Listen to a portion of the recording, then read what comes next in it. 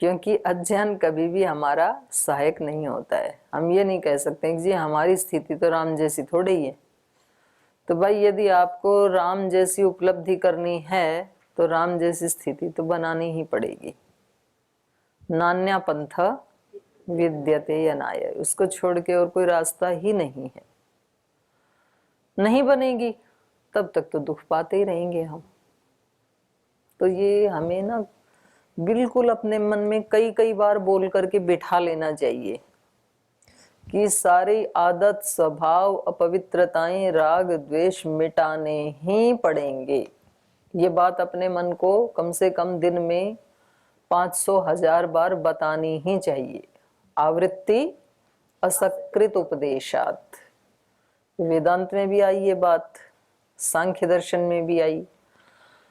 माने जो उपदेश दिए हैं हमारे ऋषियों ने, उनकी आवृत्ति एक बार करना पर्याप्त नहीं है। असकृत उपदेशात, बार बार सुनाना ही पड़ेगा हमें अपने मन को। और बार बार सुनाएंगे ना तो फिर वो अंदर घुस जाता है सबकॉन्शियस माइंड में। जब भी किसी के प्रति कोई हल्का विचार आए या हल्का भाव आए, उसी समय रोक दो उसको। बोले भाई ये तो मुझे हटाना ही पड़ेगा, ये उचित नहीं है, मुझे अपने राग द्वेषों को समाप्त करना ही पड़ेगा, ये उचित नहीं। और ये काम करते हुए ही करना पड़ेगा, क्योंकि सबको भगवान ने अलग अलग परिस्थितियों में रखा है।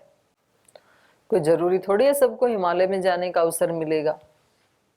एक व्यक्ति को अपने दुकान पे काम करते हुए ही ये काम करना है, दूसरे को फैक्ट्री में सेवा देते हुए ही ये काम करना है, तीसरे को कपड़ा बुनते हुए, चौथे को जूता बुनते हुए, पांचवें को पढ़ते हुए, छठे को पढ़ाते हुए, सातवें को संगठन में सेवा करते हुए, आठवें को रोटी बनाते हुए। जिसका जिसका जो कर्तव्य कर्म है उन सब को करते हुए ये हमें करना ही है। इसलिए व्यक्ति बस ये ठान ले कि मुझे करना है।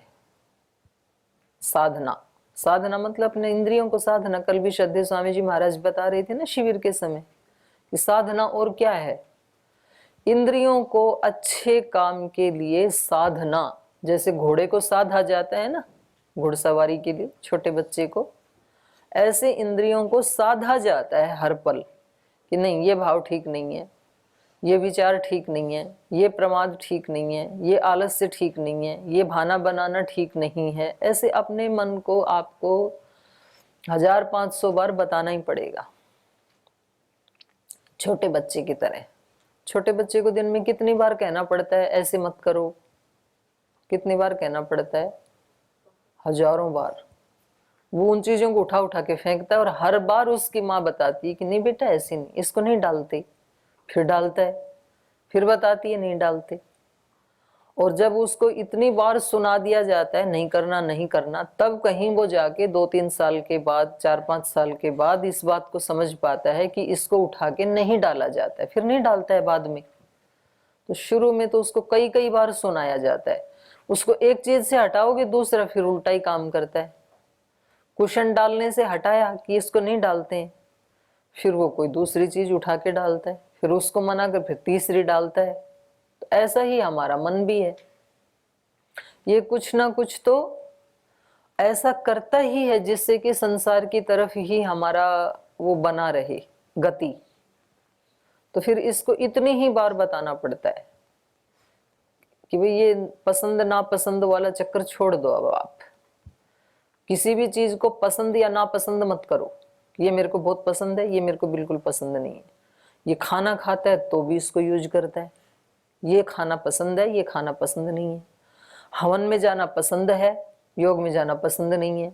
योग में जाना पसंद है, मंत्र पाठ में जाना पसंद नहीं है।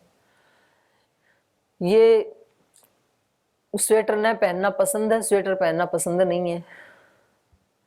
और क्या क्या ना पसंद है आपकी। इस व्यक्ति से बोलना मिलना पसंद है, इसको देखना बिल्कुल भी पसंद नहीं है। इसकी आदतें बहुत पसंद है, इसकी बिल्कुल पसंद नहीं है। ये तो चलता है पूरे दिन हमारे पास। तो अपने मन को आपको हजारों बार ये बताना पड़ेगा कि ये पसंद नापसंद वाला खेल हटाना पड़ेगा, अपने हित के लिए, दूसरे के लिए नहीं, अपनी साधना के लिए। क्योंकि ये तो संसार है, इसमें कुछ ना कुछ पसंदीदा और कुछ कुछ नापसंदीदा सामने आता ही रहेगा। तो संसार को जैसा है वैसा बना रहने दो और हमें अपना काम इसी के बीच में करना है। और ऐसा बताओगे ना भाई, तो भी फिर कई वर्ष लग जाते हैं स्वभाव को चेंज करने में। जानने वालों को भी कई वर्ष लग जाते हैं, क्योंकि इतना जानना पर्याप्त नहीं है। नहीं तो हमारा सबका सुधर गया होता अभी तक। हम जानते ही है ना इन चीजों को, लेकिन तो भी पीछे के संस्कार बाधा बनते हैं उसमें। जानने वाला व्यक्ति भी उसको जब करने लगता है ना तो हजारों बार फेल होता है। होने दो, यही तो साधना है। 1000 बार फेल होगे तो भी प्रयास करना है, 1001वीं बार और करना है, 1002वीं बार करना है, करना ही है। ये इसी का नाम साधना है। और अच्छा है अब मनुष्य जीवन में, और करेंगे भी क्या। आज ही सारे काम पूरे हो गए तो फिर क्या करेंगे, और हो जाए तो बहुत अच्छी बात है, फिर जीवन मुक्त होके जीना। और नहीं हुए तो भी कोई बात नहीं, करते ही जाओ। तो जाबाली जी और श्री राम जैसी स्थिति हम सबको बनानी ही पड़ेगी, और कोई रास्ता नहीं है। हमारे यहाँ पे तो अनुकूल परिस्थिति है, बड़े टोकते भी हमको, प्रयास करते हैं। तो बाकी समाज में जैसे अब नास्तिकता का मत है, जैसे आपने बताया मोबाइल फोन टीवी आदि है, तो समाज में ये बुराइयां फैलती है, तो उसके लिए वही तो मैंने लोगों बताया, समाज समाज जैसा ही रहेगा। समाज का जो स्वरूप है उसको हम जितना कर सकते हैं उतना प्रयास करें, उसके बाद स्वीकार करें चीजों को। जो चीज जैसी है तो उसको सर्वथा चेंज नहीं किया जा सकता, वो वैसी ही रहेगी। संसार सदा से ही ऐसा ही बना हुआ आया है, क्योंकि संसार नाम किसका है? राग द्वेष से पूर्ण जो कार्य करने वाली आत्माएं हैं उनके समूह का नाम ही संसार है। क्योंकि उन्हीं के कारण ही तो ये संसार चल रहा है। जिनके राग द्वेष दोष आदि मिट गई वो तो संसार में आएंगे ही नहीं, वो तो मुक्त हो ही जाएंगे। तो हमें नीम कड़वा है तो कड़वा स्वीकार करना ही पड़ेगा। पर आपको कब कब खाना है, कौन कौन सी ऋतु में खाना है, उतना आप खा लो, बाकी उसको छोड़ दो, वो वैसा ही रहेगा। आप उसके पीछे मत पड़ो, उसको गन्ना बना सकते नहीं हो आप कभी भी। तो संसार का स्वरूप यही रहेगा। इसको सर्वथा यदि आप ज्ञान युक्त कर दें, दोष मुक्त कर दें, तब संसार का अस्तित्व ही नहीं रहेगा, उच्छेद हो जाएगा संसार का फिर। पर आप इस संसार में से अपने को दोष मुक्त कर सकते हैं, तो आपके लिए तो फिर इसका उच्छेद हो ही जाएगा, दूसरों के लिए बेशक ये बना रहे। और कोई प्रश्न किसी का? चलें आगे। चलिए। क्रुद्धमाज्ञाय रामं तु वसिष्ठ प्रत्युवाचः जाबालीरपि जानीते लोकस्यास्य गतागतिं निर्वर्तयितु कामस्तु त्वामेतद्वाक्यमब्रवीत् तद्गृहाण स्वकं राज्यम् अवेक्षस्व जगन्नृप पुरुषस्येह जातस्य भवन्ति गुरुवस्त्रयः आचार्यश्चैव काकुत्स्थ पिता माता च पिता ह्येनं जनयति पुरुषं पुरुषर्षभ प्रज्ञां ददाति चाचार्यस्तस्मात् स गुरुरुच्यते। तो महर्षि वशिष्ठ जी कहते हैं कि एतद् वाक्यम त्वाम निर्वर्तयितुं कामस्तु, हे जगन नृपः, हे जगत के स्वामी श्री राम। ये वाक्य जो जाबाली जी ने बोले थे, तो ये त्वाम निर्वर्तयितुम कामस्तु, आपको वापस लौटाने की कामना से इन्होंने बोले थे। ये आज आपको वापस ले जाना चाह रहे हैं अयोध्या, इसलिए बोले थे। इसलिए हे जगन नृपः तद स्वकम राज्यम गृहाण, तो इसलिए आप इनकी बात मान करके अपने राज्य को ग्रहण कीजिए और अवेक्षस्व, और अपने राज्य को आप देखिए, आगे उसकी देखभाल कीजिए, उसको स्वीकार कीजिए। तो ये भी ऋषि हैं, इनको भी पता है क्या करना चाहिए क्या नहीं करना चाहिए, लेकिन ये आपको वापस लौटाने के लिए ही ऐसे वाक्य कह रहे थे। तो आप इससे रोष प्रकट ना करें, आप इससे क्रोधित ना हो ऋषि के वचनों से। पुरुषस्य इह जातस्य भवन्ति त्रयः गुरवः। जातस्य पुरुषस्य इह, जो भी व्यक्ति यहाँ पैदा होते हैं संसार में, तो उत्पन्न हुए मात्र के लिए 3 गुरु होते हैं। त्रयः गुरवः भवन्ति, 3 गुरु होते हैं सबके। कौन कौन? आचार्यश्चैव काकुत्स्थ पिता माता च राघव। हे राघव, माता, पिता और आचार्य, ये 3 गुरु हर व्यक्ति के ही होते हैं जो भी पैदा हुआ है। तो ये इन तीनों का रोल क्या क्या है? पिता ही एनम जनयति पुरुषम, पुरुषर्षभ, हे पुरुष, हे नरसिंह, हे पुरुष श्रेष्ठ, एनम पुरुषम पिता जनयति, पिता उत्पन्न करता है, इसलिए उसको पिता कहते हैं, जनक कहते हैं। और प्रज्ञाम ददाति च आचार्य, पैदा करते हैं मतलब यहाँ पर पिता से माता का भी ग्रहण हो जाएगा। माता पिता इस स्थूल शरीर को उत्पन्न करते हैं। स्थूल शरीर का जन्म माता पिता के संयोग से होता है, उनके अनुग्रह से होता है। और प्रज्ञाम ददाति च आचार्य, और दूसरा ज्ञान का जन्म आचार्य से होता है, वो प्रज्ञा देता है, वो ज्ञान देता है। प्रज्ञाम ददाति च आचार्य तस्मात् स गुरुः उच्यते, इसलिए आचार्य को भी गुरु ही कहा जाता है। तो वो दूसरा ज्ञान का जन्म देता है, ये शरीर से जन्म देते हैं। तो वो अपने लिए, क्योंकि इनको कुछ बात कहनी है वशिष्ठ जी को, तो अपने लिए वो भूमिका बना रहे हैं कि मैं आपका आचार्य भी हूँ और मैं आपका गुरु भी हूँ। सोहम ते पितुराचार्यस्तव चैव परन्तपः मम त्वं वचनं कुर्वन्नाति वर्तेः सतां गतिम् इमा हि ते परिषदः श्रेणयश्च द्विजातयः एषु ताच्चरन् धर्मं नाति वर्तेः सतां गतिम् वृद्धाया धर्मशीलाया मातुर्नाहस्य वर्तितुम् अस्यास्तु वचनं कुर्वन्नाति वर्तेः सतां गतिम् भरतस्य वचः कुर्वन् याचमानस्य राघवः आत्मानं नाति वर्तेस्त्वं सत्यधर्म पराक्रमः। सोहम ते पितुः आचार्यः, तो मैं जो है आपके पिता का भी आचार्य हूँ, महाराजा दशरथ का भी आचार्य हूँ। तव चैव, और तेरा भी हूँ, हे परम तपस्वी श्री राम, मैं आपके पिता का भी आचार्य हूँ, आपका भी आचार्य हूँ। इसलिए त्वम मम वचनम कुर्वन्, मेरे आदेश का पालन करते हुए, मेरे वचन का पालन करते हुए, सताम गतिम न अतिवर्ते, सज्जनों की गति से या सज्जनों के मार्ग से न अतिवर्ते, अतिक्रमण नहीं कर पाओगे, गिर नहीं पाओगे। आप मेरे वचन का पालन करो तो सज्जन लोगों की दृष्टि में आप गिरोगे नहीं। आप विश्वास रखो, क्योंकि मैं आपका आचार्य हूं ना, तो मैं आपको कोई गलत मार्ग पर चलने की सलाह नहीं दूंगा।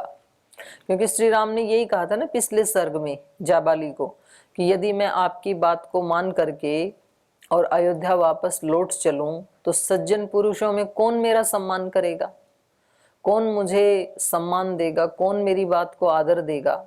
तो यहाँ वशिष्ठ जी कहते हैं कि देखो, मैं तुम्हारे पिता का भी आचार्य हूँ, तुम्हारा भी आचार्य हूँ, तो तुम मेरी बात को स्वीकार करते हुए, मेरी आज्ञा का पालन करते हुए सज्जनों की दृष्टि में गिरोगे नहीं, कोई भी आपका अपमान नहीं करेगा, क्योंकि आप आचार्य या गुरु के आदेश का पालन कर रहे हैं। जैसे आप पिता के आदेश से यहाँ आए, तो पिता के समान, माता पिता के समान ही आचार्य भी गुरु ही होता है, तो उनके आदेश का भी पालन करना चाहिए, ये कह रहे हैं महर्षि वशिष्ठ।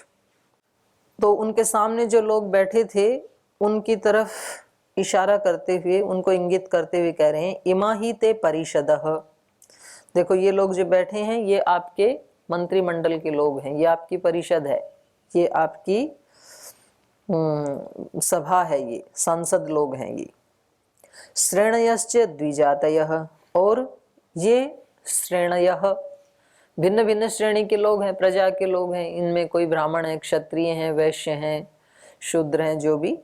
और द्विजातयः, ये कुछ श्रेष्ठ ब्राह्मण हैं, जो विद्वान लोग हैं, ये बैठे हैं। एषौ ताच्चरन् धर्मम नातिवर्ते सताम गतिम। तो इन सब की बात को मानते हुए, क्योंकि ये सब भी यही चाहते हैं कि आप वापस चलें, तो इस बात को, इन सब लोगों के प्रार्थना को स्वीकार करने पर, अर्थात अयोध्या लौट जाने पर, आप सताम गतिम न अतिवर्ते है, आप सज्जनों की गति से नहीं गिरेंगे, पतित नहीं होंगे। फिर माताओं की तरफ ध्यान दिलाते हैं श्री राम का। वृद्धाया धर्मशीलाया मातुहु न अर्हसि अवर्तितुम। और बोले और भी किसी की बात नहीं मानते हो तो ये जो आपकी वृद्ध माता हैं और जो धर्मशीला हैं, धर्म ही शील है जिसका, धर्म ही स्वभाव है जिसका, ऐसी माता को कहा धर्मशीला। तो कौशल्या माता का चरित्र रामायण में बहुत ऊंचा है और ये वैसे भी पता चलता है, अर्थापत्ति न्याय से भी पता चलता है कि उनके बहुत ऊंचे संस्कार रहे होंगे, तब तो ऐसे पुत्र को गर्भ में रखने का सौभाग्य मिला होगा ना। ऐसी संतान जिसके गर्भ में आती है तो उनके बहुत बड़े पुण्य निश्चित रूप से रहे होंगे। तो ये इस यहाँ पर रामायण में उनको कहा वृद्धा भी हैं और धर्मशीला भी हैं, धर्म उनका स्वभाव बन गया। ये धर्म की सबसे ऊंची स्थिति है। एक तो प्रयास पूर्वक धर्म का पालन करना पड़ता है और एक स्वभाव ही बन जाए धर्म, तो फिर तो धर्म का पालन करना थोड़ी पड़ता है, स्वभाव जो बन जाता है न चाहते हुए भी होता है। फिर वो कोई चीज जब हमारा स्वभाव ही बन गई, अब जैसे सोना जिसका स्वभाव बन गया तो उसको क्लास में निर्देश थोड़ी देना पड़ता है कि सो जाओ, सो ही जाता है क्योंकि उसके स्वभाव में ही आ गया। अब जिस व्यक्ति का स्वभाव ही बन गया कि मुझे सुबह सुबह व्यायाम प्राणायाम करना है, तो अब महाराज जी को कोई कहता थोड़ी है। रात को 2 बजे आते हैं, फिर भी 4 बजे लग ही जाते हैं, 5 बजे। क्यों? वो चीज स्वभाव में आ गई। इसलिए अच्छी चीजें हमारा शील बनना चाहिए। शील एक रास्ता है भगवान के उसमें उतरने का। वहां पर जो अपने पूज्य स्वामी सोमानंद जी महाराज जी थे, तो उन्होंने एक तालाब बना रखा था और उसके 4 दरवाजे बनाए हुए हैं उस तालाब में उतरने के लिए। तो उसमें एक शील, एक संतोष, एक सेवा और एक चौथा और मेरे को ध्यान नहीं है, एक श्रद्धा। तो आप श्रद्धा से उस तालाब में उतर सकते हैं, आप अपने शील से उसमें उतर सकते हैं। तालाब है वो हृदय का प्रतीक, जिस हृदय में हमारा आत्मा और परमात्मा दोनों का निवास है, उस हृदय तक हम पहुंचे कैसे? क्योंकि हम तो रहते हैं स्थूल शरीर में, हमारी चेतना तो स्थूल में रहती है हमेशा। तो जहां उनका मूल निवास स्थान है ईश्वर का, वहां कैसे पहुंचे उस हृदय तक? तो उन्होंने 4 वो बना रखी थी। वो उनकी अपनी अनुभूतियां जो हैं, तो वो कोई पुस्तक लिख के बता देता है, कोई प्रवचन दे के बता देता है। वहां उन्होंने अपने वो शिलान्यास बना रखे हैं, उनके जीवन का वो उपदेश नहीं देते थे वैसे। उनसे कोई जाए भी उपदेश लेने तो सामान्य बातें बताते थे, कहते थे भाई आप अपने आदत स्वभाव इन चीजों को ठीक कर लो ना। मोक्ष की मुक्ति की बातें कभी नहीं बताते थे वो। पुस्तक कोई नहीं लिखी उन्होंने, बल्कि उनके ऊपर और पूछा, जैसे गुरुजी ने पूछा एक बार, जी हम पुस्तक लिखे आपके ऊपर, मना कर दिया। बोल भाई पुस्तकें हमारे ऋषियों ने इतनी लिख रखी हैं, वेद दर्शन उपनिषद आदि, आप उनको पढ़ लोगे वही बहुत है। तो उसको भी नहीं लिखते थे, वो बना दिया उन्होंने। तो उन्होंने उसमें 4 गेट लगा रखे हैं। उनका भजन भी है ना, हृदय घाट उतरना। नहीं वो पंक्ति नहीं वो वाली पंक्ति, हृदय घाट उतरना। आत्म ज्ञान तन तीर तरंगित, हृदय घाट उतरना। आत्मगंग, आत्मा तो गंगा है, गंगा जैसे पवित्र है। आत्मगंग तन तीर है, उस गंगा का किनारा है, तो किनारे से तो उतरोगे गंगा में। आत्मगंग तन तीर तरंगित, और ये गंगा तरंगित है, उसमें उतरे कैसे? तो बोले हृदय घाट उतरना, क्योंकि गंगा में उतरने के लिए घाट से तो उतरते हैं ना, घाट बने हैं ना गंगा के किनारे किनारे। तो गंगा जी में स्नान करना है तो कैसे उतरते हैं? घाट से, सीढ़ियों से उतरते हैं, फिर उसमें स्नान करते हैं। तो हृदय ही वो घाट है, हृदय घाट उतरना। हो अभिषिक्त आत्म हवि लेकर, उसमें अभिषिक्त होकर के उस हृदय रूपी पवित्र गंगा में स्नान करके, और फिर ये आत्मा पवित्र होकर के क्या बन गई? हवि बन गई है। अपनी आत्मा की हवि बनाओ। पुरोडाश की हवि तो काफी दे चुके हो, तो उस परमात्मा में आत्म हवि देकर जग जननी के शरणा, फिर उस जग जननी शक्ति की शरण में रहो। वो भगवान को माँ के रूप में मानते थे, इसलिए जग जननी शब्द किया। कोई जगत पिता भी कर सकता है, कोई दिक्कत नहीं है। तो उस हृदय में उतरने के लिए शील एक रास्ता है। शील मतलब स्वभाव। स्वभाव ही व्यक्ति ऐसा बना ले, सेवा का बना ले, समर्पण का बना ले, गुरु आज्ञा का बना ले। पता कब चलेगा कि हमारा स्वभाव ऐसा बना कि नहीं बना? जिस दिन गुरु आज्ञा देंगे और वो आज्ञा आपके स्वभाव के अनुकूल नहीं है, तुरंत रिएक्ट करोगे आप। बोल जी आज तो मेरा मन नहीं है। अरे भाई तुम्हारा मन बचा कहाँ था अभी तक? मतलब बचा रखा है क्या अपने मन को अभी तक भी? बोल जी मेरी इच्छा नहीं है। इच्छाओं को बचा रखा था क्या? उस दिन पता चलता है कि हमने कितना समर्पण किया है, कितना गुरु आज्ञा करने का स्वभाव बनाया है। हमारे अनुकूल अनुकूल करते रहे तब तो फिर सारे भक्त ही हैं गुरु जी के, उस समय नहीं पता चलता है। तो शील ही ऐसा बन जाए, सेवा का, साधना का, समर्पण का, श्रद्धा का। तो यहाँ पर कौशल्या माता के लिए इन्होंने शब्द प्रयोग किया धर्मशीला। धर्मशीलायाः वृद्धायाः मातुः, जो आपकी धर्मशीला माता जी हैं कौशल्या माता, वो वृद्ध भी हैं, तो उनके वचनों को तो अतिवर्तितुम न अर्हसि, उसका उल्लंघन तो आपको नहीं करना चाहिए कम से कम, क्योंकि माता जी भी यही चाहती हैं। अस्यास्तु वचनम कुर्वन्, ऐसी माता के आज्ञा का पालन करते हुए सतम गतिम न अतिवर्ते, सज्जनों की गति से तुम गिर नहीं सकते हो, तुम्हारा कोई अहित नहीं होगा। अपनी ऐसी धर्मशील माता के वचनों का पालन करने में आपकी कोई हानि नहीं होगी। अब इतना सुनकर के अगर व्यक्ति थोड़ा सा भी दुलमुल है, बोले गुरु जी की आज्ञा थी और माता जी की भी आज्ञा थी और ये कह ही रहे हैं, तो ठीक है फिर स्वीकार है हमें, तुरंत चल पड़ते फिर अपना झोला उठा करके। देखने में ऐसे ही लगता है ना। फिर आगे कह रहे हैं भरतस्य वचः कुर्वन् याचमानस्य राघव, हे राघव याचमानस्य भरतस्य वचः कुर्वन्, याचना करने वाले भरत जी के वचनों का पालन करते हुए, वो आपसे याचना कर रहे हैं चलने की, आपके छोटे भाई हैं और आज की तारीख में वो राजा भी हैं और राजा होकर के आपसे याचना कर रहे हैं। तो ऐसे भाई के वचन का पालन करने में या उसको पूरा करने में आत्मानम न अतिवर्तेहे त्वम, तुम अपने आप, आत्मानम तुम अपने आप में भी कोई, आपके आत्मगौरव में भी कोई अतिक्रमण नहीं होगा। आपको कोई, आपकी आत्मा कोई आपको धिक्कारेगी नहीं, बुरा नहीं लगेगा। आत्मानम न अतिवर्तेहे त्वम सत्य धर्म पराक्रमः, हे सत्य धर्म और पराक्रमशील श्री राम, इन सब का पालन करने में भी आपके धर्म की कोई हानि नहीं होगी।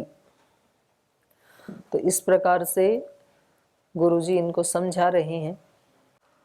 पहले प्रजा की तरफ इंगित किया, माताओं की तरफ किया, भरत जी की तरफ किया और पहले खुद का ही परिचय दिया, भाई मैं तुम्हारे बाप का भी आचार्य हूँ, तुम्हारा तो हूँ ही हूँ और तुम्हारे उससे भी पहले से कई 2-3 पीढ़ियों का मैं गुरु हूँ, आचार्य हूँ, तो मेरी बात पे तो विश्वास करो, हम कोई आपको गलत रास्ते पे थोड़ी ले जाएंगे। तो श्री राम अब क्या उत्तर देंगे ये हम अगली कक्षा में पढ़ेंगे। आज यहीं विराम लेते हैं।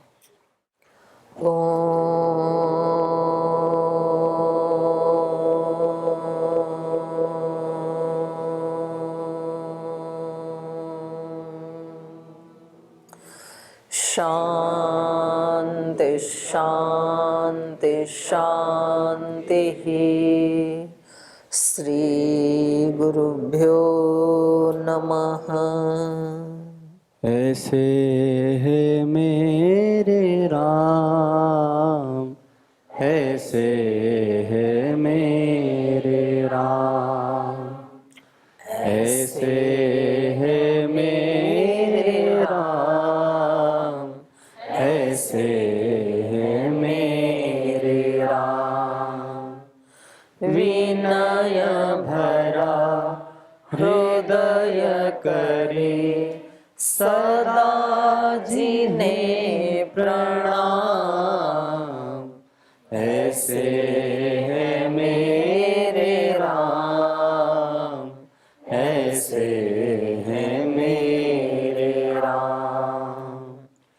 राम सा पुत्र न राम सा भ्राता, राम सा पति नहीं राम सा त्राता, राम सा पुत्र न राम सा भ्राता, राम सा पति नहीं राम सा त्राता, राम सा मित्र न राम सा दाता, सबसे निभाए सबका नाता, राम सा मित्र न राम सा दाता, सबसे निभाए सबका नाता।